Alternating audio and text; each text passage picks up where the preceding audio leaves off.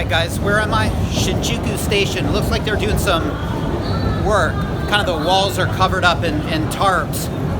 And I'm heading out the exit now. Alright guys, this is the west side. And it's the first time I've been to the west side, I think, of Shinjuku. So it must have been the east side. I think that's where those watch shops are. So anyway, I'll just get a little bit of footage around here. Obviously, it's Shinjuku, middle of Tokyo. A lot of people. I think I need to go this way behind me. Shinjuku station behind me, and Shinjuku station behind me. It's huge. It's so huge. There's a road running pretty much right through it. So it's almost like there are two Shinjuku stations. This is the south side.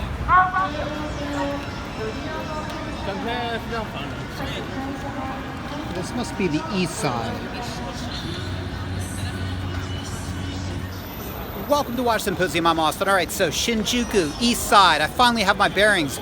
I got out the west side, walked around, checked out some stuff, and I'm where I was last time when I got the Hydronaut. So let's check out some watches. All right, so we're gonna do a little interview. I'm gonna ask her what is a cool watch for a guy. So, 男の人は何の時計ブランドは一番かっこいいだと思いますか？時計。時計？時計 like そうですね。はい。Rolex は一番かっこいい。like 金属 or 鉄？2番は？2番前、もしロレックスはダメだったら。なんだろうね。私男の人はロレックスだな。あ、ロレックス？そう、ロレックス好き？Okay, so もし男の人はロレックスがあれば好きになると思いますか？ Would you like a guy if you had a Rolex on his wrist? わかんない。わからない？人による？人によると思う。Depends on the person, she says. All right, thank you. Take care. All right, guys, right behind me, Shinjuku Station, east exit.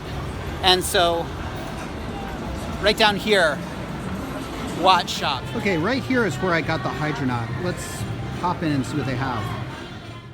All right, so let's check out the contemporary Rolexes first. Have a Sea Dweller on the left, a very desirable blue-dialed Sky Dweller, all steel on the right. As far as the prices go, the more expensive price is with tax. The less expensive one is without tax. If you're a tourist, you don't have to pay taxes.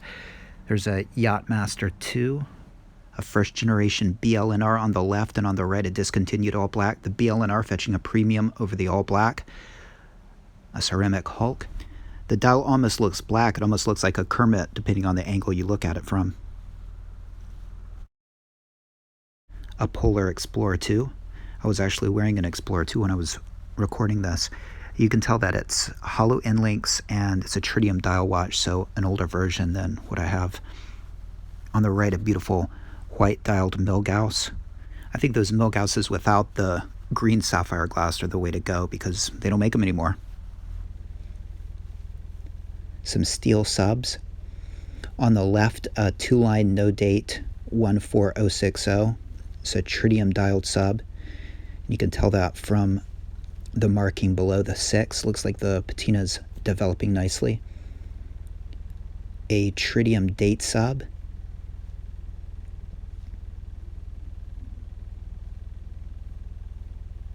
And another tritium date sub. Really good examples. And that looks like a ceramic. And a Kermit. A non-fat 4 Kermit. All wrapped up. It's a Surdy dial on the left. A Sea Dweller right next to the Surdy dial.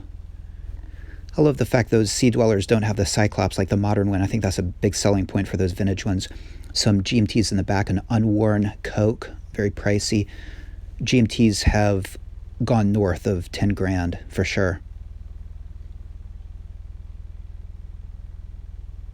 That Pepsi on the right is a pea cereal, like mine.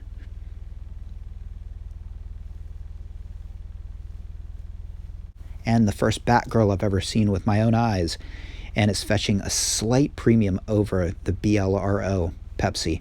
Some other ceramic models, and we're sort of going into some models we've already seen, but you can pause it, check out those prices if you want to. Some deep seas, going back through those subs we took a look at earlier. Some two-tone pieces, and then onto the left some all gold subs. There's a beautiful sturdy dial right there.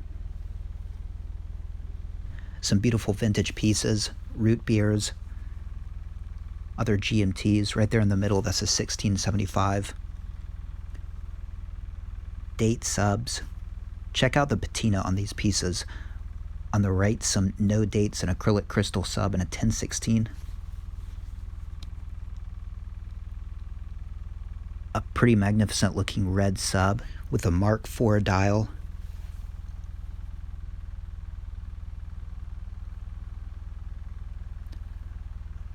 White dialed steel bezel Daytona. Black dial Daytona. And a really interesting bejeweled Submariner. It's got a beautiful dial. I'm not really sure if Rolex did this or if it's third party. And a vintage and very expensive blue Tudor. You know, it's debatable whether a Tudor is worth that kind of money, but I gotta say, I mean, it's a rare watch, and that blue is just so different compared to a Rolex sub, so I've actually started to think it's slightly worth it. I used to think it was crazy, the idea of paying this much for a Tudor, but for some reason it kind of makes sense to me. And some date justs and some perpetuals.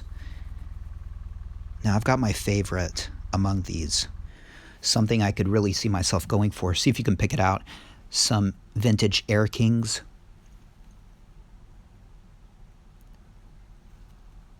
Some perpetual date perpetuals. Some older date justs on Jubilee bracelets. Look at the bezel on that date just on the left. That's kind of interesting. Some two-tone pieces. That's an oyster quartz right in the middle there. That blue dial two-tone on the oyster bracelet's kind of like Don Haynes's watch. And on the right, that's a turnograph. It's listed as a Thunderbird. Two-tone.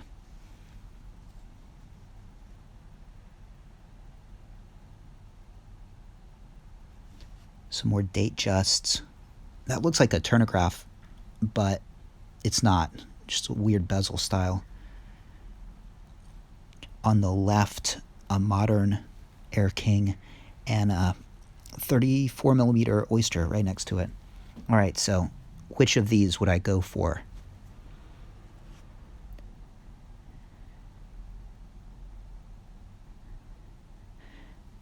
There it is. Beautiful blue dialed steel engine turn bezel date just. Some vintage Explorers, and we've seen these before. These vintage subs, we'll just go through again.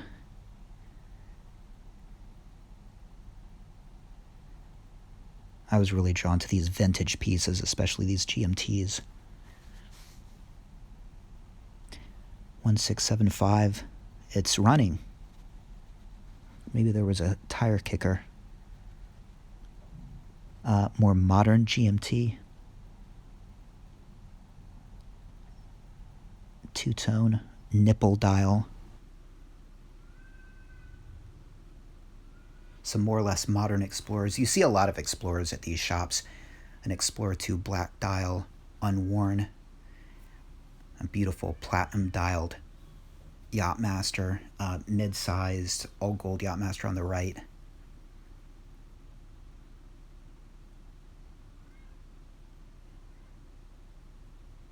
I think I would go for the 36 millimeter. Some Daytonas, ceramic ones, two-tone ones, steel bezeled ones. On the left, a Yachtmaster. That's a Yachtmaster 2. A couple of Sky Dwellers, and a black dialed Explorer 2 on a leather strap. And these are just modern Rolexes. You could probably get any of these at an AD. Perhaps these came directly from an AD. These are the kind of pieces you need to buy a lot of, apparently, to get a BLRO or a BLNR.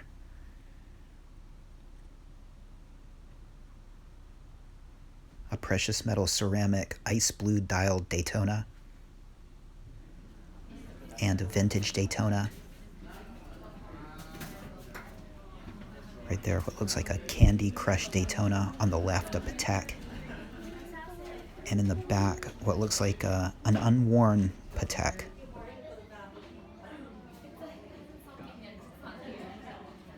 All right, guys, hopefully you enjoyed that. What piece would you go for? For me, it would be that vintage blue-dialed, engine-turned, all-steel Datejust. I thought that was beautiful. I'm really tempted by that piece.